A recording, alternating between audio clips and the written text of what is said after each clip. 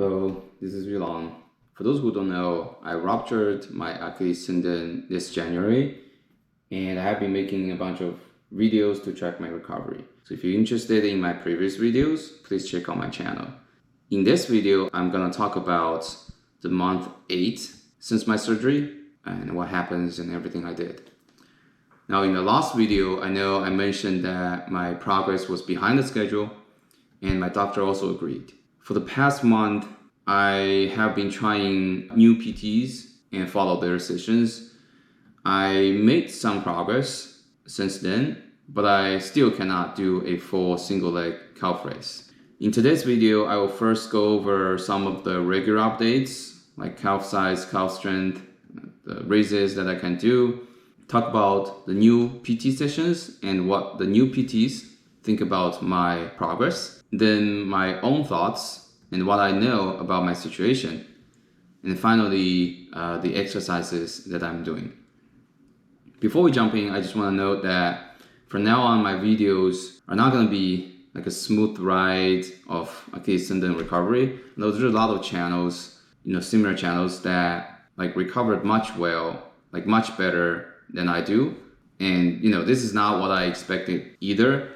My doctor told me usually for people like me, mid-30s, relatively athletic and active, they would expect us to go back to light sports around 8 months after surgery, running, jogging. But here we are. I could run. I actually tried running a little bit. I will show you later.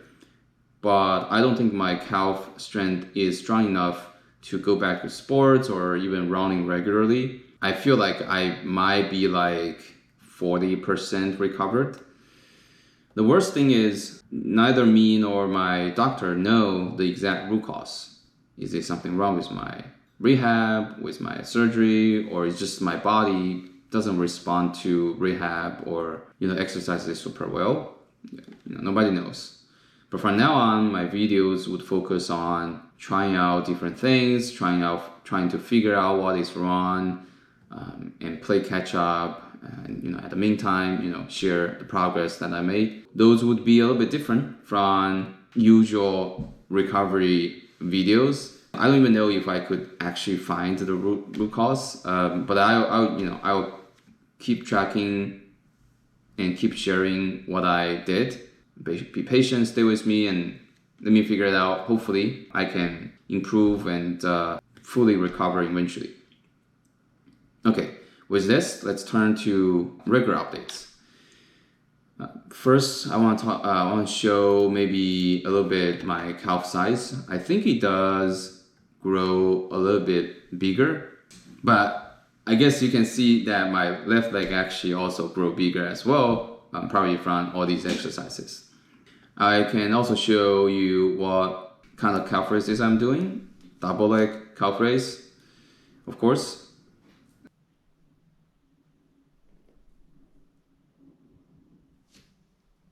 But also the 2 ups and 1 down, meaning like you go double leg calf raise when you go up, but then you take your healthy leg off and trying to keep it up with your injured leg and then slowly going down. So I think that's sort of a transition from the double leg calf raise to the single leg. And here I'm also showing how high I can go with the single leg calf raise right now. I think it's getting a little bit better, 30 to 40% of the full height. But of course, I'm still doing the easy part because the higher that you get in the calf raise, the harder that it would be, right? It requires stronger muscle. The last, I can show you the activation, how the activation looks like on my calf right now. For this part, I think it's getting a little bit better as well. If you compare it with the last month, my injured leg, the calf activation is barely visible, barely there.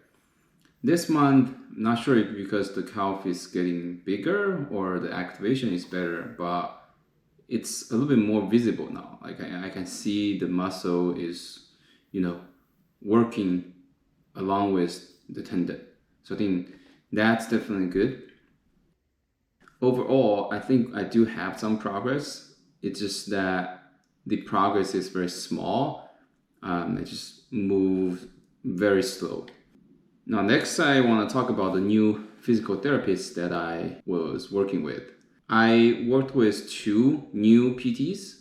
Both of them are out-of-network PTs to my insurance. Now, this is a concept in United States insurance. I'm not sure if other countries have that as well. Basically, for your insurance, every medical procedure by every individual or hospital will be categorized as in-network or out-of-network. Generally, you will be paying more for out-of-network practice. And yeah, to be sure, these out-of-networks PTs are expensive. I actually already canceled one of the new PTs because I didn't find it quite helpful. New PTs identified some issues for me. First is I have a very limited ankle mobility. Well, this is a little bit different from the tendon mobility. Tendon mobility is when we put our knee straight and when we're trying to stretch, that's how you're stretching the tendon. When you bend your knees, your tendon is still stretched, but that's also where your ankle, the mobility of your ankle also determines how much you can stretch in that position. They find that my ankle is very stiff and they try different manual therapy to loosen it up and also they also asked me to stretch in a position very similar to the wall test so that I can stretch my ankle as well. The second thing they point out is overall, my body is weak, probably because of the resting after the injury. A lot of muscle are gone, like in my core, the other parts of my injured leg. So one of the PTs recommend me to do exercises not only just on the calf is still the focus, but also incorporating other exercises to strengthen my, the other parts of my body. I'll show you the exercises I'm doing later.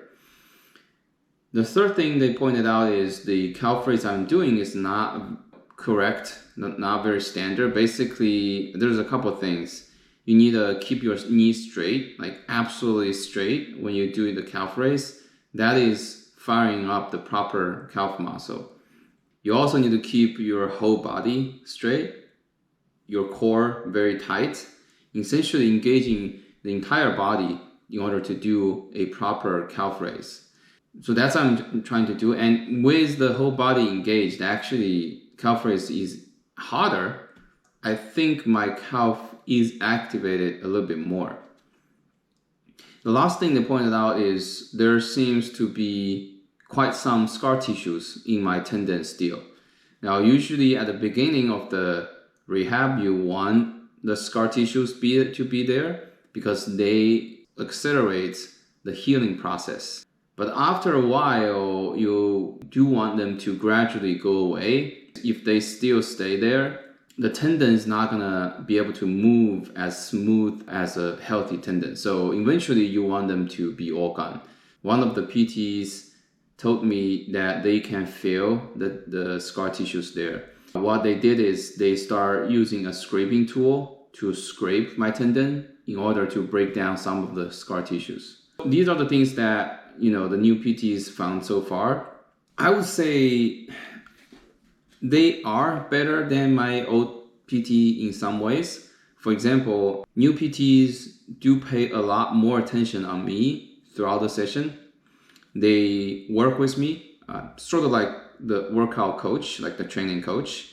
They prepare the list of exercises I need to do and then walk through with me and make sure my form is correct while I'm doing those, and actually spend all the time with me to complete the exercises. That's a lot more attention and allows them to identify whenever I didn't meet the requirements. The OPT is, what they do is if you come in, they do a little bit checking and then they give you the exercises and do a little bit manual therapy. But then they will ask their staff to help me to do the actual exercises.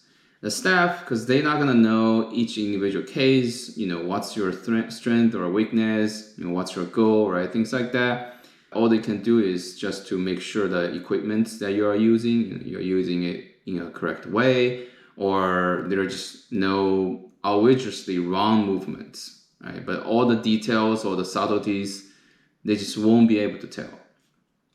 So I think in that regard, the new PT is definitely better than the old one. But unfortunately, I don't think the new PTs knew the root cause to my recovery being behind the schedule either. They pointed out a few potential issues. We will work with them, but I can tell that they are not sure what's the root cause. They agree that the progress could be faster, but they just don't know the exact answer. So I think I'll still continue with one of the new PTs. I already canceled the other one and keep the old one as well. And I'll maybe spend another month or so to see if it really makes a difference. Hopefully it does. My next step, my plan is to follow up with my doctor. On one hand, I want to talk about my new PT experiences. On the other hand, I also want to ask them if there's any procedures that I can do.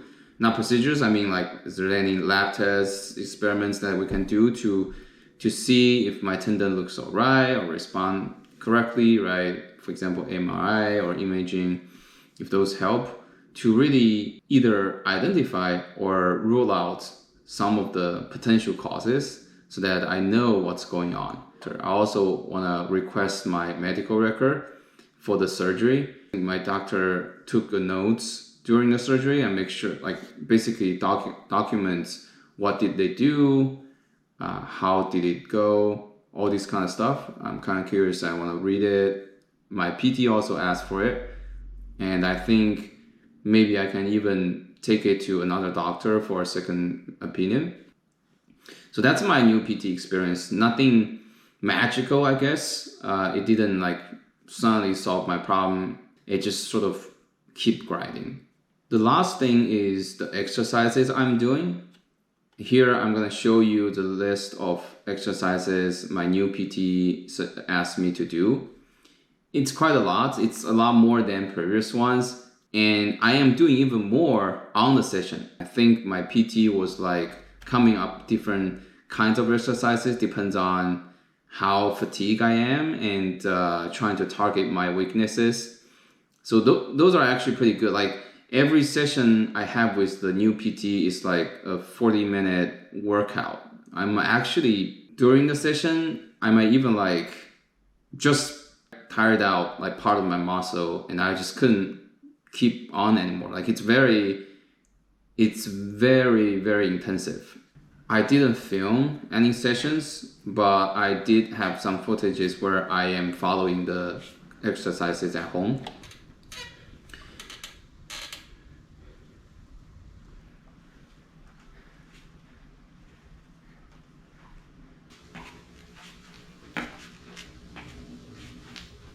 I'm also doing some exercises in the pool. I'm trying to jump, run, and doing the calf raises in the pool. I'm also still using the muscle stimulator time to time. It's not very effective. Again, it's not magical. I didn't feel the activation become much better after one use. I don't plan to use it every day, but I think it helps me in the way that it really contracts my calf more than I myself could do. So I still use it time to time, sort of letting my body and my brain be familiar with how it feels when I am fully contracting my calf muscle. In that regard, it might be still helpful. So that's why I'm using it time to time.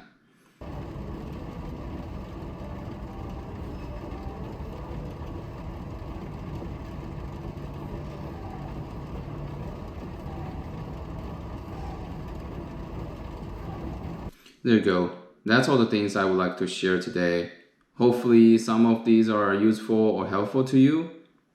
And I'll see you next month with some good progress. Thanks. Bye.